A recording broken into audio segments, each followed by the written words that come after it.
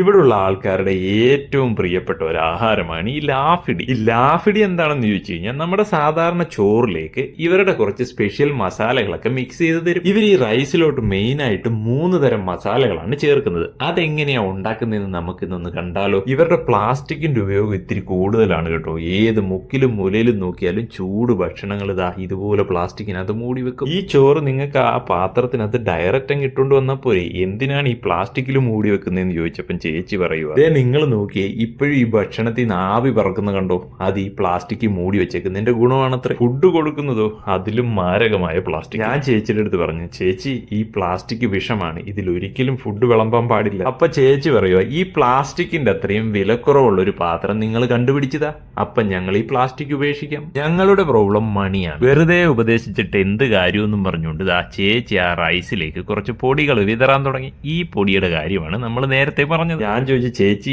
ഈ മസാല ഇതെന്താണ് സംഭവം, ഇതെങ്ങനെയാ ഉണ്ടാക്കുന്നതെന്നൊന്ന് പറയാവോ? ചേച്ചി പറയുക, ഈ മസാല ഞാൻ ഉണ്ടാക്കുന്നതല്ല, ഇത് അപ്പുറത്ത് ആ മസാല ഉണ്ടാക്കി വിൽക്കുന്ന പാട്ടിയമ്മൂമ്മയുടെ കയ്യിൽ നിന്ന് വാങ്ങുന്നതാണ്. നിങ്ങൾ അങ്ങോട്ട് ചെന്ന് കഴിഞ്ഞാൽ പാട്ടിയമ്മൂമ്മ കാണിച്ചു തരും എങ്ങനെയാ ഈ മസാല ഉണ്ടാക്കുന്നതെന്ന്. എന്നാ പിന്നെ പാട്ടിയമ്മൂമ്മയുടെ ഒരു വീഡിയോ എടുക്കാന്ന് വിചാരിച്ചു അവിടെ ചെന്നപ്പം പാട്ടിയമ്മൂമ്മ ജന്മം ചെയ്ത ബ്ലൗസ് ഇടൂലടെ. ഇവിടെ അങ്ങനെയാണ് കേട്ടോ, ഒരു പ്രത്യേക വിഭാഗത്തിലുള്ള പ്രായമുള്ള സ്ത്രീകൾ ബ്ലൗസ് ഇടാറില്ല. അതുകൊണ്ട് നമുക്ക് പാട്ടിയമ്മൂമ്മയെ വീഡിയോയിൽ കാണിക്കാനൊക്കത്തില്ല.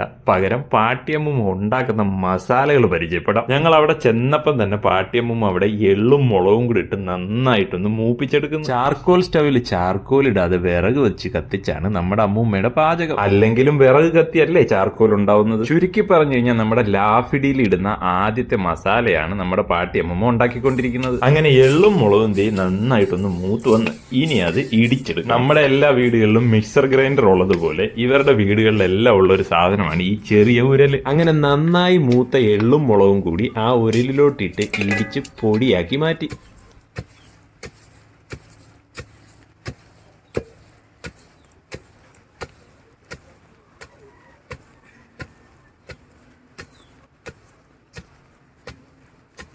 മമ്മ ഇവിടെ സ്ട്രോങ് ആവും. നമ്മുടെ പാട്ടിയമ്മൂമ്മയ്ക്ക് പ്രായമൊന്നും ഒരു വിഷയമല്ല കേട്ടോ.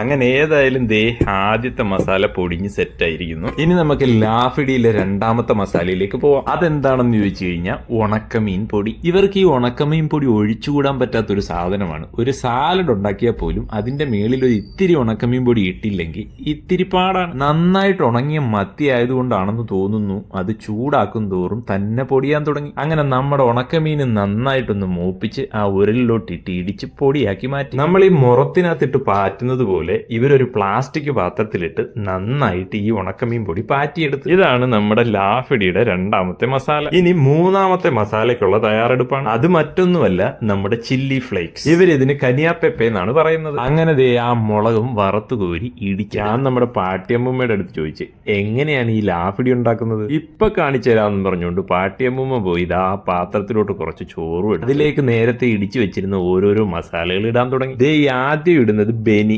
അതായത് നമ്മുടെ എള്ള് ഇടിച്ചത്. ദേ ഈ അടുത്ത ഇടുന്നത് കനിയാപ്പെപ്പെ, അതായത് നമ്മുടെ ചില്ലി ഫ്ലേക്സ്. മൂന്നാമത്തെ ഐറ്റം ഉണക്കമീൻ പൊടി. അതിന് ഇവര് പറയുന്നത് പാച്ച് ഫിഷ് എന്നാണ്. പിന്നെ അതിലേക്ക് കുറച്ച് മാഗി മസാലയും കൂടി ഇട്ട് ഒരു പിടിപ്പീരി പിടിപ്പിക്കുമെന്നാണ് നമ്മുടെ പാട്ടിയമ്മൂമ്മ പറയുന്നത്.